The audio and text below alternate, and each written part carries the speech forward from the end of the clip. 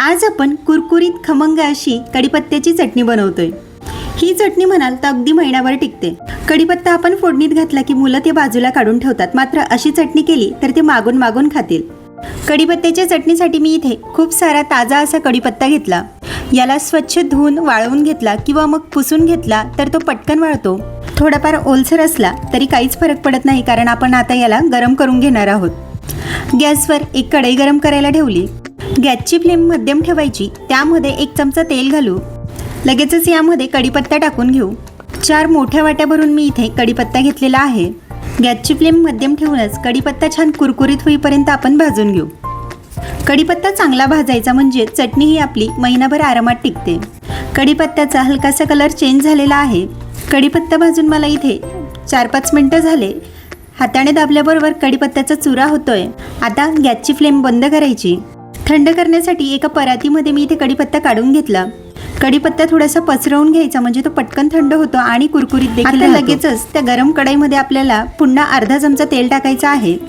2 मोठे चमचे भरून मी इथे चण्याची डाळ घालते। चण्याची डाळ घातल्यामुळे ही चटणी जी आहे खमंग तयार होते। हलकीशी आता डाळ भाजून घेऊ। काही सेकंदासाठी हरभऱ्याची डाळ भाजून घेतली। त्यामध्ये 1 चमचा आता उडदाची डाळ घातली। उडदाची डाळ देखील छान यामध्ये भाजून घेऊ। तुम्हाला जर उडदाची डाळ नसेल घालायची, मुगाची डाळ घातली तरी चालेल। डाळ मिनिटभर भाजल्यानंतर यामध्ये अर्धी वाटी मी इथे शेंगदाणे घातले। शेंगदाणे देखील आता खरपूस असे भाजून घेऊ। डाळ भाजायला थोडासा जास्त वेळ लागतो, त्यामुळे मी शेंगदाणे शेवटी घातले। आता अगदी मिनिटभरासाठी हे शेंगदाणे देखील भाजून घेऊ। डाळ आणि शेंगदाणे छान खरपूस असे भाजले गेले। आता यांना देखील थंड करण्यासाठी आपण बाजूला काढून घेऊ। आता तेल न टाकता आधीच या कढईला थोडंसं तेल आहे, त्यामध्ये मी 1 चमचा जिरे घातलं। जिरं थोडंसं भाजून घेऊ। यामध्ये मी 4 मोठे चमचे भरून तीळ घालते। तीळ देखील जिऱ्यासोबत छान भाजून घेऊ।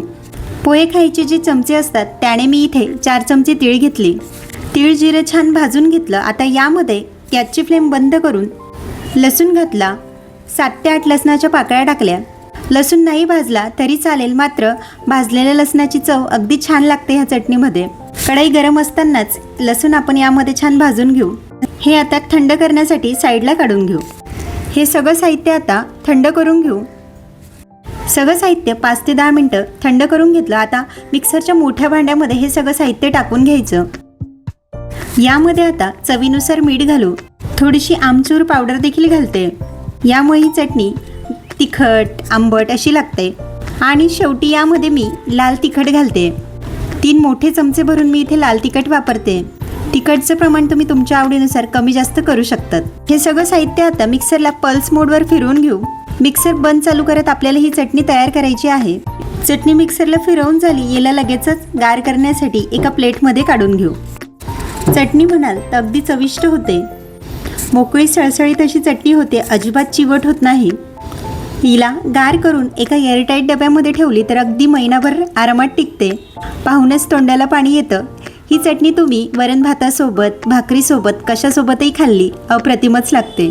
तुम्ही देखील या पावसाळ्यामध्ये ही चटणी नक्की करून पहा। कशी झाली ते कमेंटमध्ये मला नक्की कळवा।